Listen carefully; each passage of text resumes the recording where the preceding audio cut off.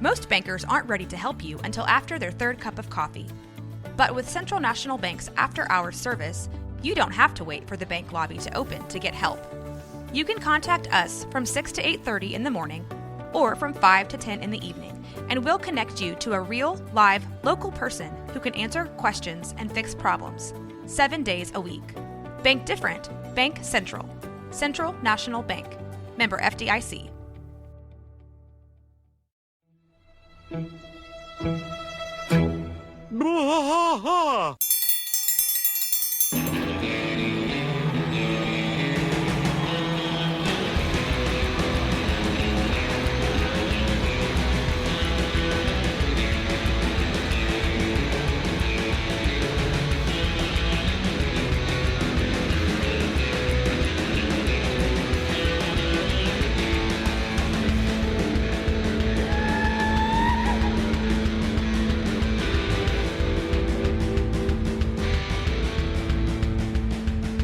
I tried to fight all through the night, deep in the heart of Texas.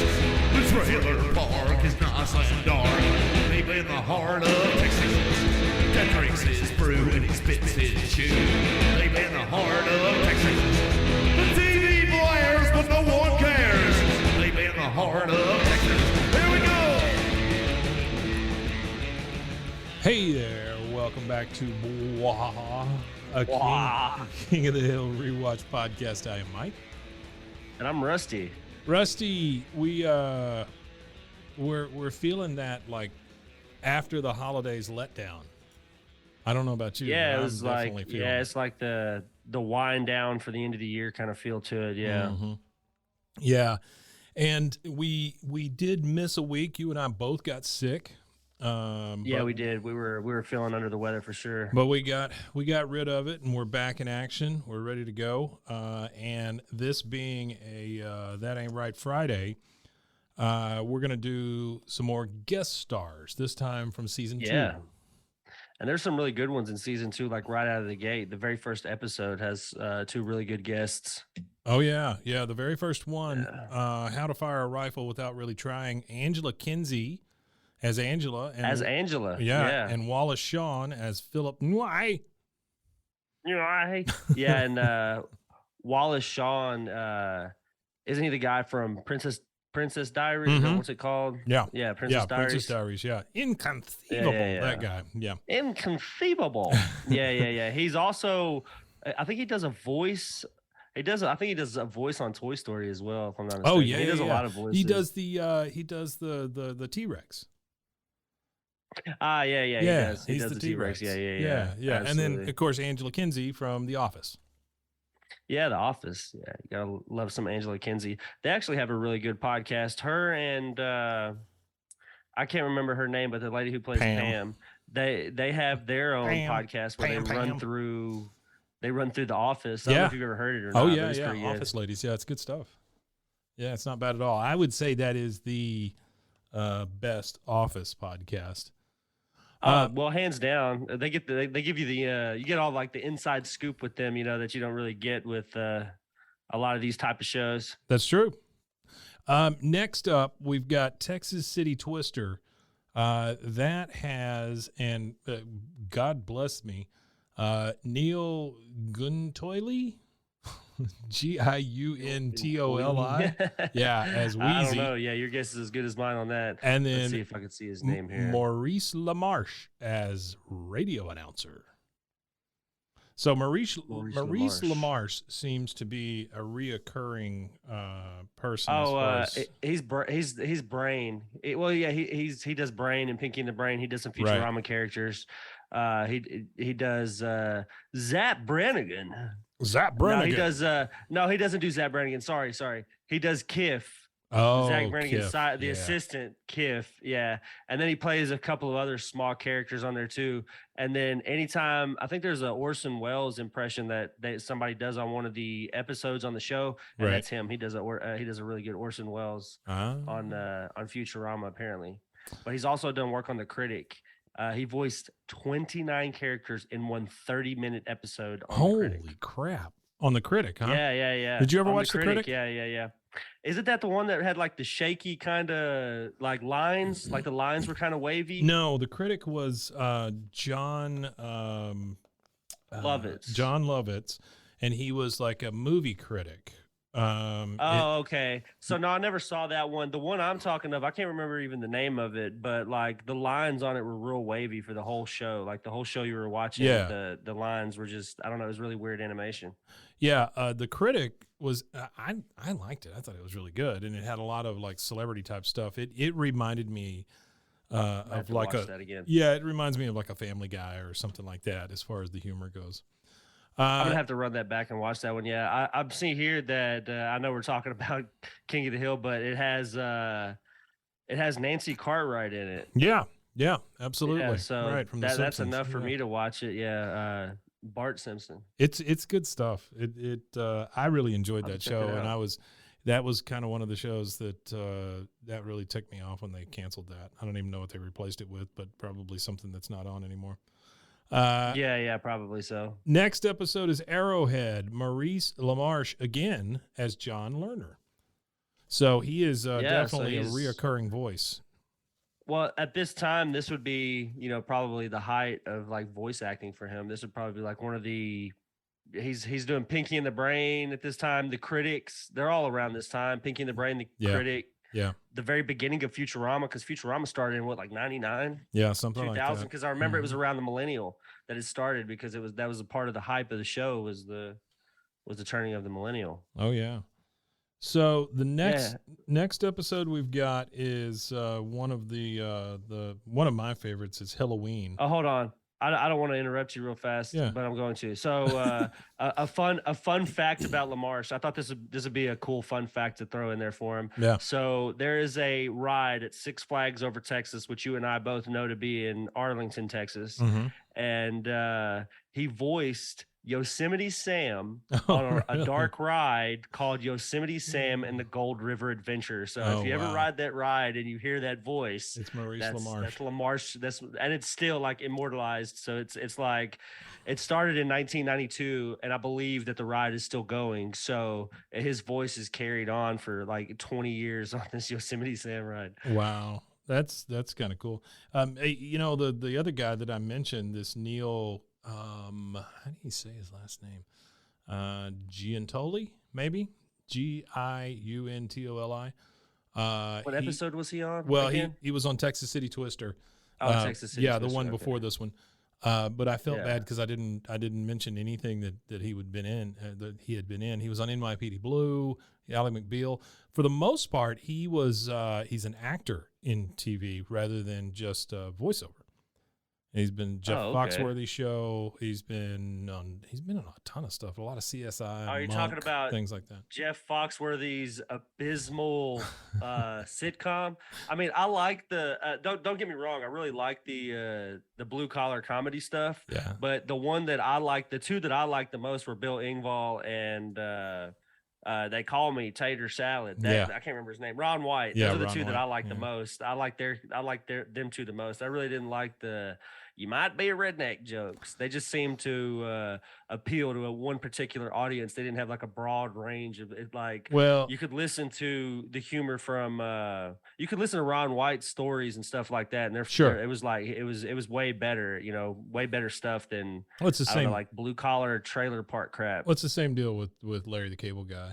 Same kind of stuff. It was one note.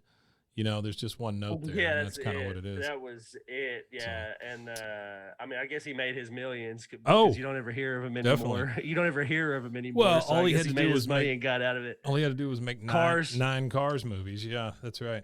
Yeah, the Cars movies, that was enough for him. Just being because they had some other ones that were pretty stupid. There was that one Larry the Cable Guy, Health Inspector, Delta Farce, and Witless Protection. And then they put him on the Cars stuff. I think the Cars stuff is probably where he made all. Well, I remember probably the majority of his money. I remember him from way back. He used to do radio spots. Like he would be a character that like these morning zoo crews would call or whatever. I remember when I was a kid, he would come on those radio shows and do his Larry the Cable Guy act. Oh, I didn't know that. Yeah, long time ago. Long time ago. Oh, fun fact. I know this doesn't really matter, but Larry the Cable Guy's hometown is actually Pawnee, Nebraska, Oh, really? which is also the Parks and Recreation Yeah. Yeah. city. That's really fantastic. So Yeah, that is. That's a big old looping circle. Yeah, nothing to do with King of the Hill, but there you go. we're up to Halloween, and Okay, Halloween. Oh yeah, that's an course- actual great one. Yeah. of course the big one, Sally Field. Sally Field is Junie Harper, and then you got Neil Giantoli again as second closer. So Okay. once again, this guy appears. Next one up is Jumpin' Crack Bass. Again, a favorite. There were hardly any cartoons that allowed the characters to try crack before this happened. Yeah, not very many TV shows were feeding crack to their. So- not very many at all. You had Dan Butler as the attorney. You had Brent Forrester as the dealer, but the big one was James Carville as the judge. Yeah, he was the judge. Yeah, James Carville. Yeah, James Carville, known for being married to the big Democrat and him being the big Republican. Didn't he work for like both Bushes and like Reagan and stuff? Yeah, he ran a lot of something like the that. Republican campaigns. Yeah, Oh, okay, so he was a campaign guy. yeah, he's a big campaign guy. Oh yeah, wasn't he? What was his nickname? Wasn't he the Raging Cajun? Raging Cajun. You got it. Yep, that's it. No, he was the Democrat. I thought he was a Democrat and his wife was the Republican. I thought it was the other way around. Yeah. You got it flipped around because they called him the Raging Cajun because he worked on Clinton's. Oh, that's right. He campaign. was on Clinton's. Yeah, And you're then right. Mary Madeline was her Mary name, and she Madeline, worked with yeah. Reagan, HWW, and she was a counselor to Dick Cheney. I always wanted to call her Mary Matlin, but that's the Mary Matlin. deaf actress. Blind. Oh, no, she's She's deaf. deaf. Right? Yeah. Blind. Yeah. Okay, next one, Husky Bobby. Husky Bobby. I love this one just because of the way that he goes down the runway and all that stuff. I think it's just a fantastic one. Yeah, I love this one. Patricia Childress as Annie Menard and Crying Child. And then Joanna Gleason as the receptionist and Steve Vinovich as the salesman. I don't really know any of those names other than Joanna Gleason. Well, I know. I just went ahead and looked her up just to see who she was. Patricia Childress. Mm-hmm. She actually has 2 Emmys. Wow. She has worked on award-winning films, including As Good as It Gets, Mm-hmm. Dead Man's Walk, a television film by writer Larry McMurtry. That's A Dead Man's Walk. It's a TV film. Mm-hmm. Mm-hmm. Independent projects at MTV and CBS. She was associated with the Dr. Phil show. Okay. She helped develop and create Dr. Phil's Ultimate Weight Loss Challenge, which broke daytime ratings records in 2003. Okay. So that's pretty obscure. And then she worked on the launch of model and TV personality Tyra Banks' program, The Tyra Banks Show. Oh. She earned 2 Emmys with The Tyra Banks Show in 2008 and 2009. And that was in the outstanding talk show / information category. And she was supervising. Talk show / information. That's a That's the wonderful category for to talk be in, shows. right? Yeah, that's where Oprah probably reigned supreme. She What- was the supervising creative director for 5 years for the show. Wouldn't it so she surprise was, the crap out of some of these yeah. shows if like an information show won? You know, just like it's Yeah, about, that would it's about be- that would be Alzheimer's funny, or yeah. something. You know, just boom, there it Yeah. is. There it is. I imagine 60 Minutes is probably on. That's probably like the 60 Minutes kind of. Yeah, I guess so. I don't know. Maybe not. keep well, no, 'cause thinking- that's like more of like a documentary. Well, it's like a documentary. I keep type thinking feel to it. infomercials for some reason. You know. Infomercials. Yeah. So Imagine an infomercial that lasted as long as a TV show. yeah, that Was able happens. to win that category. So Yeah. Steve Vinovich, the other guy on here, he has been in. Okay. You talk about a guy who's been an actor for a long time. He's been in. I guess he was way back in Remington Steele, Hill Street Blues, Cheers, Tales from the Oh, Dark wow. Side, Mannequin, Perfect Strangers, L.A. Law, Webster, Roseanne. I mean, this guy is Oh, like he's done a lot of TV. oh, Yeah. Cheers. tons, Yeah, I see it. tons Cheers. of TV. Oh, Family Matters, Matlock, Yeah. Step by Yeah, Step. that's what I'm I like saying. Step by Step. Star Trek, When I Deep first Space moved Nine. here I from mean, come England, Step by Step was one of the shows that was still on. It was still on TV Really? around that time. because it was on it was the TGI Friday lineup. This It was, this guy, 1996. Family Matters, Beverly Hills 90210, Yeah. Wayans Brothers, ER, Grace Under Fire, Malcolm and Eddie, Ally McBeal, King of the Hill.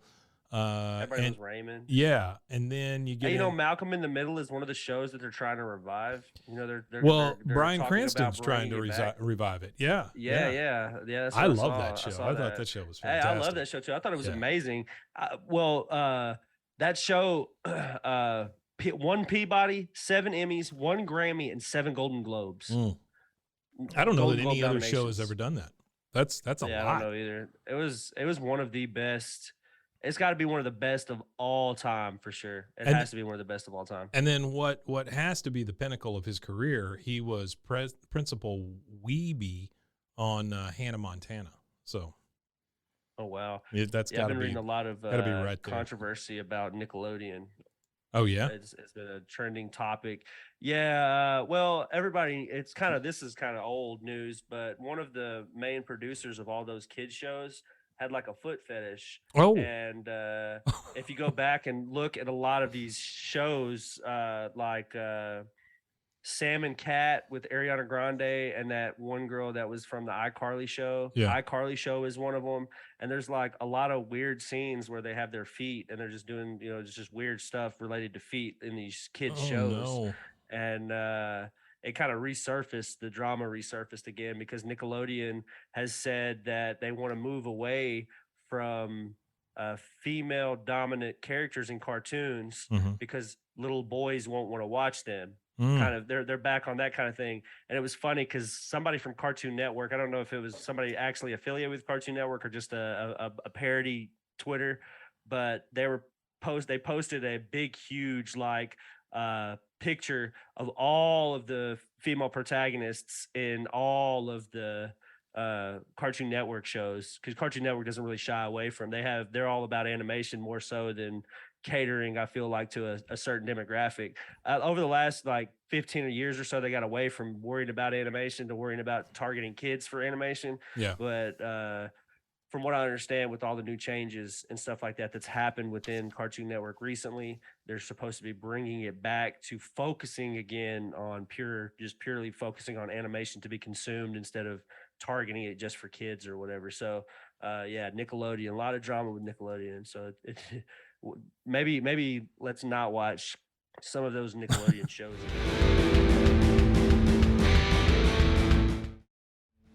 Watch us fight all through the night, deep in the heart of Texas. Next on our list, the man who shot Kane Scrittenberg. This has some good ones on it. Yeah, this has some really really good does. ones. Yeah, it's got the three You main. you get Jim Cummings again with Topsy. Jim Mhm. Cummings is the famous voice actor who does a lot of Winnie the Pooh stuff. Well, you got the three. He's prolific. Yeah, for sure. He does all of the Winnie the Pooh Tigger stuff. The main thing is the three guys from Green Day. You've got Billy Joe Armstrong, you've got Trey Cool, and you've got Mike Dirnt, and then Greg Daniels playing Booby, the other person in the band. Oh yeah. You get the Green Day folks for the band. Yeah. Which there's a point in that episode where there's a song on TV where Luann is fixing Bobby's hair. Mm-hmm. The song is called Prosthetic Head, which is the final track from Green Day's 97 album Nimrod. Wow, that's cool. Which is something that I didn't get that last time when we ran through the show. So there you go. At least I don't think I did. I don't think I had that tidbit then. So there you go, a little pop for you guys. The other person in this is Castillo Guerrera. I think I'm saying his first name correct. Castillo. He's been in a bunch of stuff, mostly as an actor though. I mean, we're talking. He's an Argentinian actor, yeah. Yeah, we're talking. He was in The Usual Suspects. Yeah, he's been That's in a a good movie. lot of stuff. Burn Notice, did a lot of TV, of course. CSI Miami, things like that. So he is. Deathstroke, Knights and Dragons. That's supposed to be a really good web series. I've never seen it, but I've heard good things about it. He does a voice on it. Oh yeah. The next one is The Son That Got Away, and there's only one guest star on this, but one of the funniest guys I think that's been around, John Ritter as Eugene Grandy. Oh, John Ritter. Yeah, I really that's one of those ones we lost too soon. I feel like in comedy. I don't know. He just you get a real good feel watching his comedy. Specifically the show that he did right before he died, the teenage daughter show that he had. Yeah. I remember watching that just because he was on it. And I don't know, it's just when you watch him, you just don't you can't feel like you can't help but smile. It's kind of like the Norm Macdonald feel, you know what I mean? Oh, Like, sure. they just seem like super sweet people. You could tell that the people that they were around, if you were upset or you were sad, they were trying to do anything they could to make you feel better about whatever was going on. That's what I like about him. He has that kind of quality when you're watching him. John Ritter was just one of those guys that became a really good actor too. You know, I mean, That too. Yeah, there's nothing absolutely. better than John Ritter and Sling Blade. You know, I mean, That's what I was gonna mention that. Yeah, Sling Blade, which is Yeah. funny because I think in an episode in this season, you get an episode with Billy Bob Thornton and Dwight Yoakam in it. So it's kind of funny. yeah. You get John Ritter, and then in a couple of episodes, I think you get a. I'm pretty sure there's an episode in this season with those two in it. Well, But when did yeah, Sling Blade come out? Sling Blade, 96. I don't know. Sling Blade 96. So yeah, it would be like right around this time. It'd be Yeah. right around this time. So it makes And I imagine with you got to think you got to think Mike Judge, who think of what he creates. Mhm. I feel like that would be a movie. I'm not going to speak for him, but I feel like that would be a movie that he would be drawn to based on his the stuff that I've watched that Mike Judge has created. I just I feel wonder like if that would be something. I just wonder if these guys met here. You know, I mean, because I don't know that John Ritter and Billy Bob Thornton would be hanging out in the same circles otherwise. You know. Yeah, you did. Well, I don't know. That's what that when I talked to whenever we had the interview with Jay and Nicole, that was kind of one of the things they said. It's like everybody's kind of worked with everybody if you've been in the industry. So maybe they did kind of know each other. Or Yeah, maybe something. so. But either way, that movie couldn't have been a better put together movie. And I think the fact that Billy Bob Thornton, that's like his magnum opus. You know what I mean? He helped write it. The short that they made is a pretty good short because there was a short before there was the movie. They had like a little test thing that they did with it.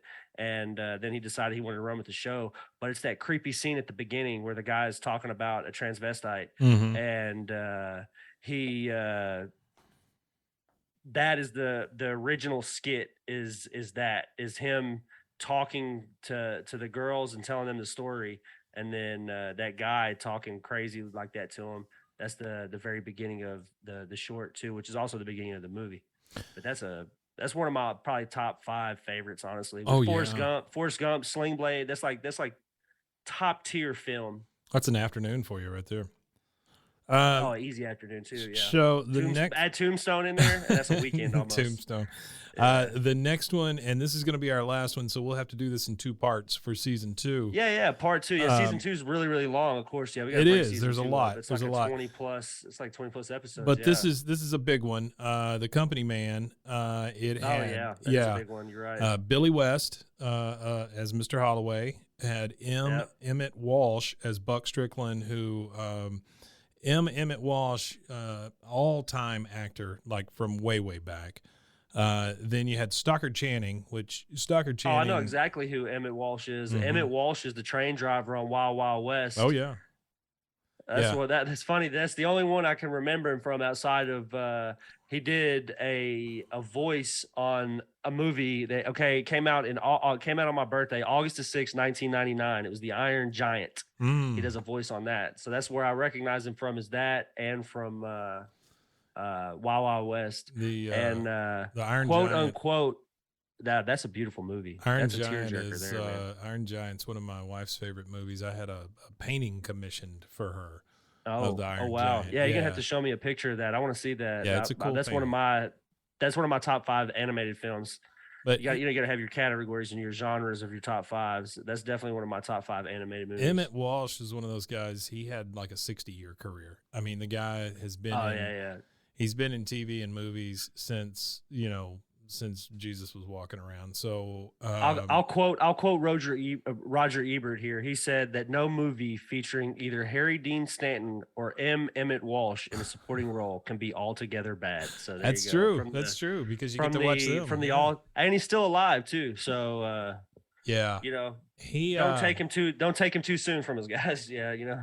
Well, I mean, he's been in just. I mean, good God, you look at the stuff that he's been in.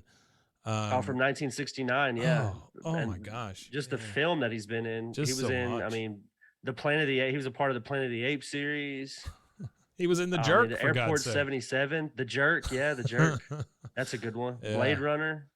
First, That's a good one. Blade Runner. I don't recognize a lot of these because I'm only so old. I remember him in George. He was George Henderson. Yeah, that's one I remember him in. Yeah. He was George Henderson. My favorite quote from The Jerk. First, I'm in the phone book, and now I'm on your ass. So yeah, that's my favorite quote. He was in that weird Romeo and Juliet film with Leonardo DiCaprio and was it Kate Winslet that he did that with? Yeah. Mm-hmm. Yeah, I believe so. I don't know. No. It was Claire Danes. It was Claire Danes. No, it was just the reason why I remember it is because it was around it was like, I think it came out.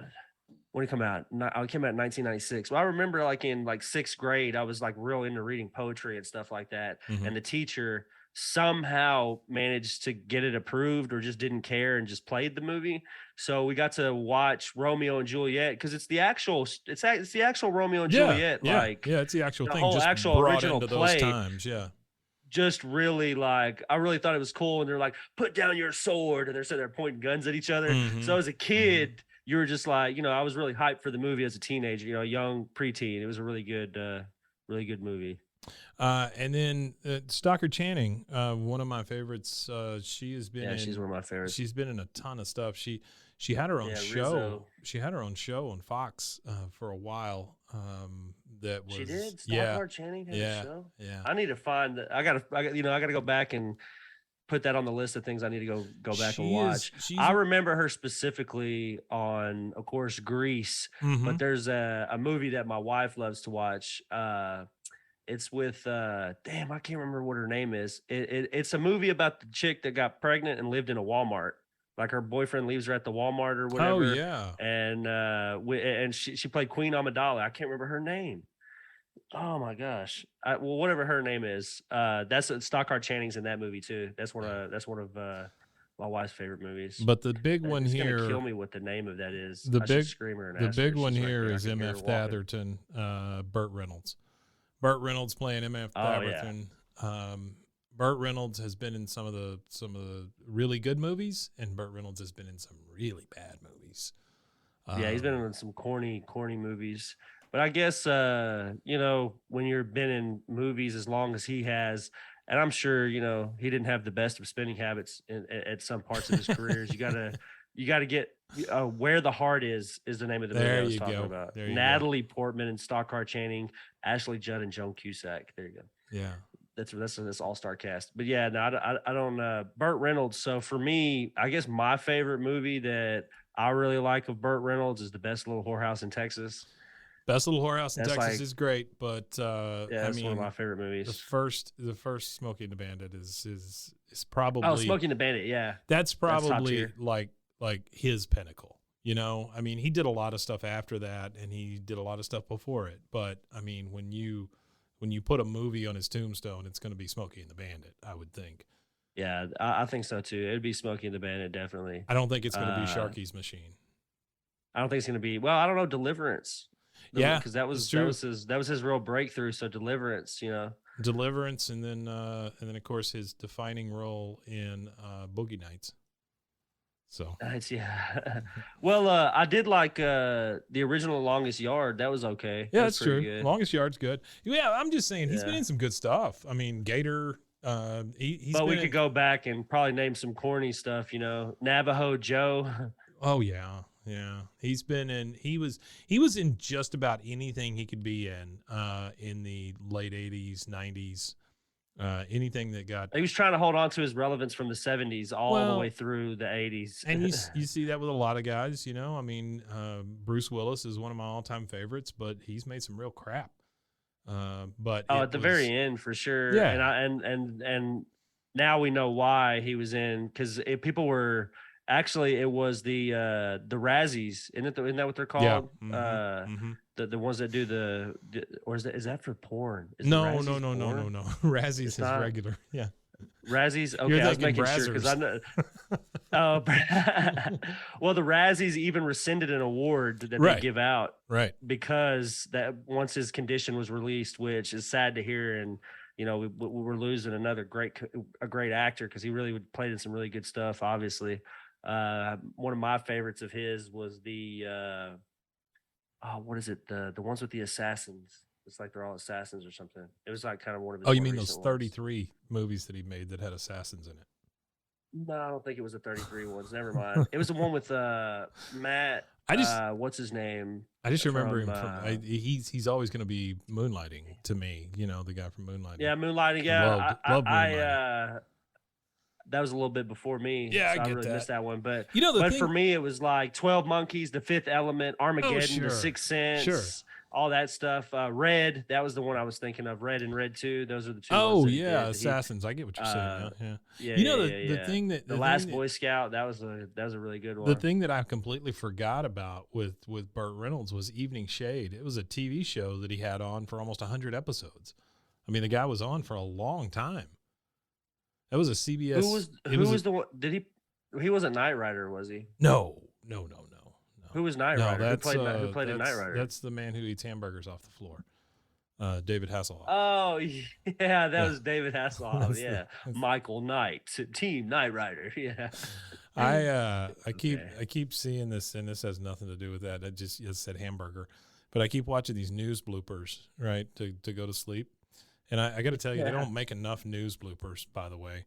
No, they don't. I did a quick shout out to news bloopers. I was watching a reel the other night that I hadn't seen, and guess who pops up in the middle of that reel? It's Pete. It's Pete Sousa, just right in the middle of the. Right in the middle. Oh wow! Yeah, he's famous. Yeah, Pete Sousa's famous. Yeah.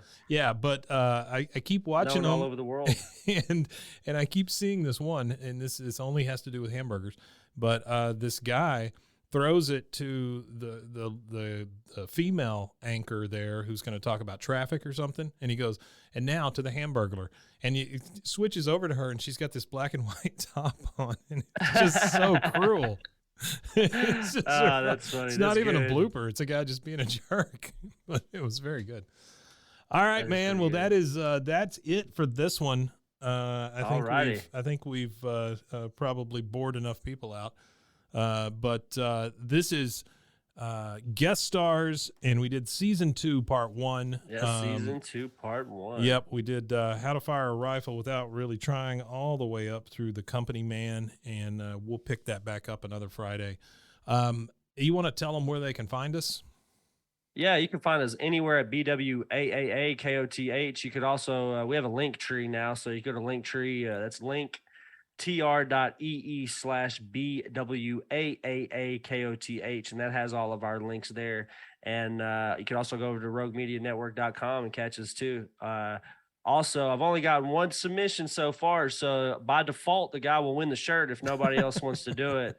I can't not send him a shirt for being the only one to do it. But we have one AI generated story so far. So yeah, we need some more. Don't forget to get those submissions in. It's BWAAAKOTH@gmail.com. Don't forget to get those submissions in while you can. Otherwise, this guy's going to win a shirt. Any AI story submission, and as long as it doesn't have anything to do with sex.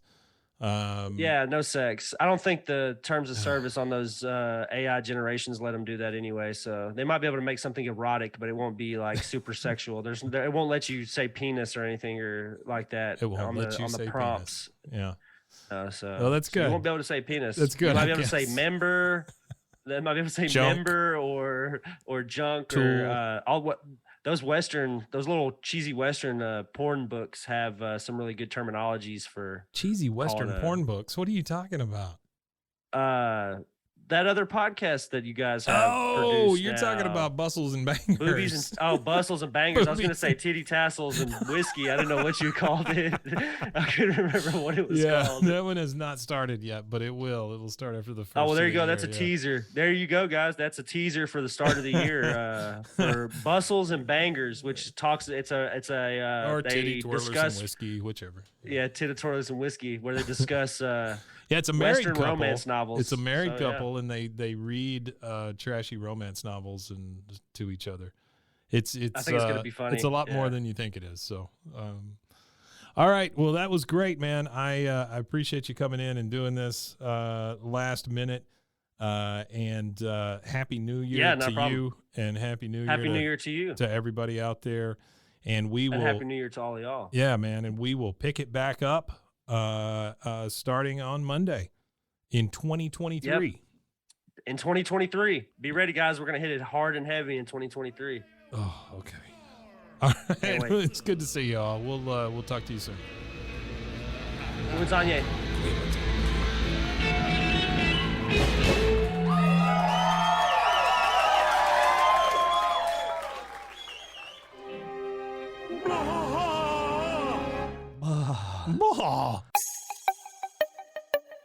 This has been a Rogue Media podcast.